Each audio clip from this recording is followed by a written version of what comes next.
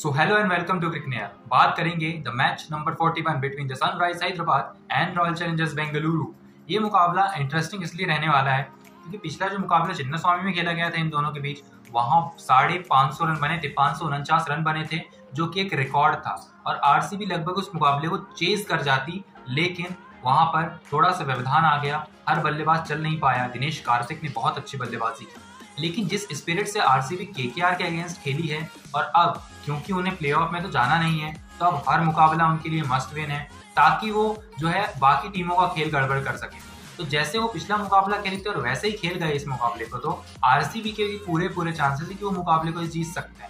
50-50% दोनों की चांसेस है क्योंकि ट्रेविस हेड जो है पिछले 2 मुकाबले से बहुत अच्छी बल्लेबाजी कर रहे हैं। और अब ये मुकाबला हैदराबाद में जरूर है, लेकिन ऐसा तो है नहीं ना कि हर मुकाबले में जो है ट्रेविस हेड ही आपको रन बनाकर देंगे सारे के सारे, अभिषेक शर्मा ही आपको सारे के सारे रन बनाकर देंगे। लेकिन फिर भी लोग जो फैंटेसी क्रिकेट खेलते हैं वो उन्हें अपनी टीम से बाहर नहीं रख सकते, अभिषेक शर्मा को बाहर नहीं रख सकते क्योंकि आरसीबी की बॉलिंग ही इतनी ईजी है। अब बात कर लेते हैं स्टैट्स की इस ग्राउंड पर। विराट कोहली के, हेनरिक क्लासेन के, कैमरन ग्रीन के और अल्जारी जोसेफ के जो रिकॉर्ड हैं इस ग्राउंड पर अच्छे हैं। और उनके बाद है जयदेव उनादकट और मयंक मार्कंडे। क्यों? क्योंकि जयदेव उनादकट जो है इस ग्राउंड पर बहुत खेले हुए हैं। अब कैमरन ग्रीन की बात करें तो वो जब मुंबई इंडियंस के लिए खेलते थे तो भी वो यहाँ अच्छा प्रदर्शन कर चुके हैं। विराट कोहली तो हर मुकाबले में, हर ग्राउंड पर उनका जो एवरेज है वो 50 के ऊपर रहता ही रहता है। अगर बात करें यहाँ पर प्रिडिक्शन की, पिच की, तो पिच जो है बहुत बल्लेबाजी के लिए अनुकूल रहेगी। 195 का एवरेज स्कोर है, लेकिन आपको पता है कि अगर हैदराबाद पहले बल्लेबाजी करती है तो आप मान के चलिए 240 रन तो बन सकते हैं, लेकिन वो डिपेंड करता है ट्रेविस हेड और अभिषेक शर्मा पर। तो अगर आप फैंटेसी क्रिकेट भी खेल रहे हैं तो वहां पर भी आपको देखकर चलना होगा कि आपको अभिषेक शर्मा और ट्रेविस हेड को रखना जरूर है, लेकिन इन दोनों के ऊपर ही जो है पूरा का पूरा स्कोर डिपेंड करता है। और नीचे हेनरिक क्लासेन। इन तीनों के अलावा आप बताइए, अगर हैदराबाद प्लेऑफ में जाती है और वहां कोलैप्स कर जाती है तो सनराइजर्स के लिए दिक्कत हो सकती है। तो फिर राजस्थान रॉयल्स उनके ऊपर 1 पॉइंट से लीड करती है, क्योंकि यहाँ पर जो है देखने वाली बात है कि ये कंसिस्टेंट टीम नहीं है। ये अटैक बहुत अच्छे से कर रही है, हर टीम को जो है अटैक कर रही है, हर गेंदबाजी के ऊपर इनका आक्रमण बहुत सही रहता है, लेकिन हर मुकाबले में आपको ट्रेविस हेड और अभिषेक शर्मा तो रन बनाकर दे नहीं सकते ना। आप राहुल त्रिपाठी को तो खिला नहीं रहे हैं। अब मयंक अग्रवाल तो टीम से फिलहाल पत्ता कट चुका है क्योंकि ओपनिंग में यहाँ पर अभिषेक शर्मा और ट्रेविस हेड पूरा काम कर रहे हैं। अब बात करते हैं गेंदबाजों की। तो गेंदबाजी में यहाँ पर आप देखेंगे, पहले गेंदबाजी करेगा वो इस मुकाबले को 60 और 70% चांसेस है कि जीत जाएगा, क्योंकि चेजिंग भी बहुत आसान है। अब मॉइस्चर भी है पिच पर थोड़ा सा, तो अब सेकंड इनिंग में जो है ड्यू भी आ सकती है। अब ड्यू आएगी तो गेंदबाजों के लिए दिक्कत होगी, और स्पेशली तब जब आप आरसीबी की गेंदबाज हो। तो पावर टू प्लेसेस को ये चाहिए कि वो टॉस जीत के पहले गेंदबाजी ही करे। And don't worry, this is not Chinnaswamy stadium, तो यहाँ पर आप अगर अल्जारी जोसेफ को खिलाते हैं तो बहुत अच्छी बात है। तो लॉगी फर्ग्यूसन भी कोई कम नहीं है विकेट लेने में, विकेट तो वो भी निकाल कर दे रहे हैं, भले ही रन खर्च कर रहे हैं। और मोहम्मद सिराज को आप इग्नोर नहीं कर सकते क्योंकि आपके पास अब गेंदबाजी नहीं है। एक रजन कुमार है इनके स्क्वाड में जो कि लेफ्ट आर्मर है। अगर लेफ्ट आर्मर को ये मौका देते हैं तो कितनी अच्छी बात है।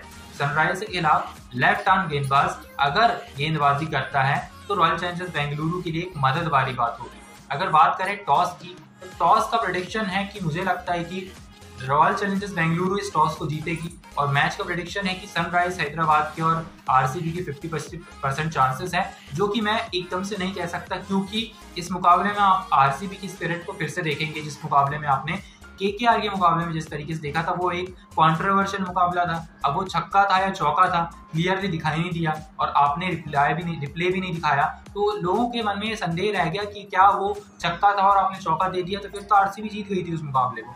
तो ये वाली बात है। अगर बात करें ड्रीम 11 प्रेडिक्शन की और फैंटेसी टीम की, तो आप विकेट कीपिंग सेक्शन में रख सकते हैं किसको? हेनरिक क्लासेन, दिनेश कार्तिक, दोनों को, क्योंकि दोनों ही फॉर्म में है। अगर बात करें बल्लेबाजी की, तो आप चारों ओपनर्स को रख लीजिए। कौन कौन से?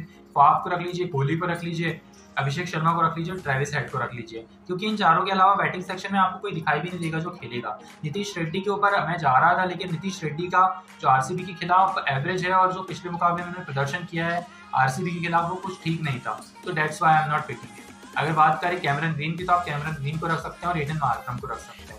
लेकिन अगर आपको एडन मार्करम को नहीं रखना है तो आप एक एक्स्ट्रा गेंदबाज रख सकते हैं, जैसे मैंने रखा हुआ है लॉगी फर्ग्यूसन को रखा हुआ है, पैट कमिंस को रखा हुआ है, और आप 3 नटराजन को रख सकते हैं। मैंने मयंक मार्कंडे को रखा हुआ है क्योंकि आरसीबी के खिलाफ मयंक मार्कंडे ही एक ऐसे गेंदबाज हैं जो विराट कोहली को और विल जेक्स को रोक सकते हैं, क्योंकि जो कोई और गेंदबाज है उनके खिलाफ तो अटैक करेंगे, क्योंकि कोहली की जो हंगर था रन्स के लिए पिछले मुकाबले में पूरा नहीं हो पाया।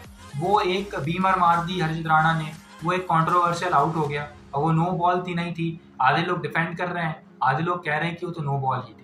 तो दैट्स वाई अब विराट कोहली इस मुकाबले में रन स्कोर करेंगे, ये मेरा प्रेडिक्शन है। ये मेरा प्रेडिक्शन है कि हेनरिक क्लासन के ऊपर डिपेंड करेगी सनराइज हैदराबाद की बल्लेबाजी, क्योंकि ट्रेविस हेड हर मुकाबले में आपको रन नहीं बना कर देंगे। अभिषेक शर्मा 30+ का स्कोर करेंगे और गेंदबाजी जो है आरसीबी के उतने रन नहीं खर्च करेगी जितने करती है, और जो हैदराबाद की गेंदबाजी है वो भी बराबर रन खर्च करेगी। तो that's why I am saying this is 50-50% of winning chances of RCB and Sunrise Hyderabad. Thank you so much for watching. We will meet you in the next video of match number 42. Till then, stay tuned with us and like, share and subscribe to our channel.